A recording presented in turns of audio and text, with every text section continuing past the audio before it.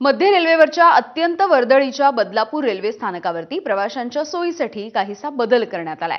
दररोज लाखो प्रवाशांची वर्दळ असलेल्या या स्थानकाच्या प्लॅटफॉर्म क्रमांक 2 वरती पत्र्याचे शेड नसल्यामुळे प्रवाशांना उन्हामध्ये पावसामध्ये उभं राहून लोकल पकडावी लागते आणि यावरती उपाय म्हणून रेल्वे प्रशासनाने अखेर शेड उभारणीचं काम हे युद्ध पातळीवरती सुरू केलंय।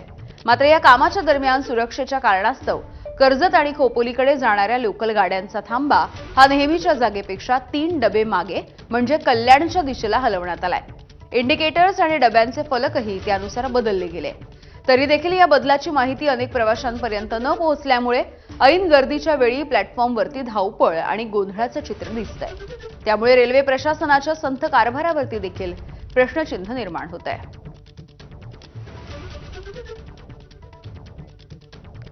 अर्धवट काम करून ठेवत असतात, पाठीमागे केलंय, पुढे तसंच ठेवलेलं आहे। लवकरात लवकर त्यांनी काम करायला पाहिजे। ऊन किती आहे आणि पाऊस सुरू झाला का लोकांची फजिती होण्याची चान्सेस आहेत। रेल्वेने हे काम लवकरात लवकर करायला पाहिजे। बघा उन्हाळ्यात तर तुम्ही पहा तिथे ऊन किती लागतंय, ते उन्हाचे चटके लागतात, लोकांची काय बसायला जागा नाही तिथे, असे ठेवले इथे अर्धवट काम करून ठेवलेलं आहे। तर रेल्वेला कधी जाग येणार, किती वेळा आम्ही सांगायचं।